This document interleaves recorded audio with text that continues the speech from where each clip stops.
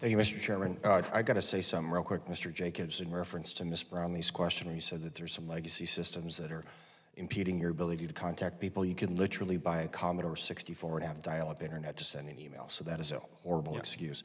I have a list of 16 different VSOs here: Air Force Association, American Legion, and Vets Association, United States Army, Disabled Veterans of America, Enlisted Association of the National Guard, Gold Star Wives of America, Iraq and Afghanistan Veterans of America, Jewish War Veterans of America, National Guard Association of the United States, National Organization of Veterans Advocates, Paralyzed Veterans of America, Tragedy Assistance Program for Survivors, Vietnam Veterans of America, the VFW Wounded Warrior Project. If you add the county veteran service officers in there, there's 17. Yes, sir. How much federal funding do these guys get? I'm guessing none. There are very rare instances where they get money. Yeah. All right, check me out, man. You have a $3.9 billion operational budget, and you have 25,000 employees. If I took half of your operational budget, which would be $1.95 billion, and I divided that by the 3,069 counties in the entire nation, we could put 9 GS-12s in every single county of the entire nation.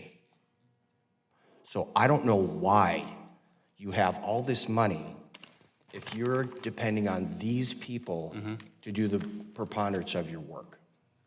Sir, first of all, let me try to clarify what I said earlier. I'm not making excuses. I get it. Hey, no, I get it. Listen. I've heard you say that 1,000 times, so let's cut to the quick, pal. My question to you is, would you support federal funding for these VSOs? I'd be happy to talk to you about that. I think we rely very heavily on them. And Yes, you do. Talking through the You rely very heavily on them. I don't know how heavily you rely on the 25,000 employees that you're responsible for. Let me ask you a real simple question. How much did it cost to produce that survivor's journey map, that chart, that fancy-looking, awesome thing that nobody can read? How much did it cost to produce that? Man hours, salaries, retirements, conferences, printing costs?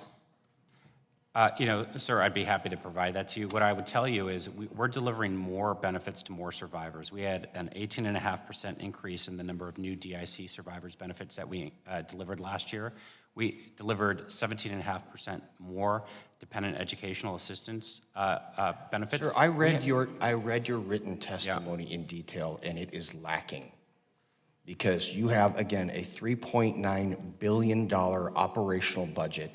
You employ 25,000 people, and you still depend on these volunteer organizations that are funded by our membership costs. And that is completely and wholly inexcusable. This is a failure of the grandest proportion. And for you to come here and blow off my colleagues, Democrat and Republican, by these gobbledygook answers that mean absolutely nothing or silly. Check this out. Pepin County, Wisconsin, 7,318 people are there. There's a veterans population of 549. They're only able to afford one part-time veteran service officer because they get $550 from the state of Wisconsin. Okay, that's unacceptable. We take half your budget. There's 9 full-time GS-12s working in Pepin County. And to me, that is a judicious expenditure of taxpayers' dollars. Your department is not. So I'm going to ask you again, would you support funding these CVSOs with federal money? I'd be happy to talk to you about working. That's not an answer. Sir, I have 1 minute and 10 seconds left. Just say yes or no. Sir, I would be happy to. You don't know. Okay, here's what I want from you. Please write this down. I want a detailed troop to task. Do you know what that means? I want to know what these 25,000 people are doing every day. I want to know what they are doing. I want your travel budget to include your hotels, air, rent-a-cars, per diem, and the budget for all these conferences that you hold.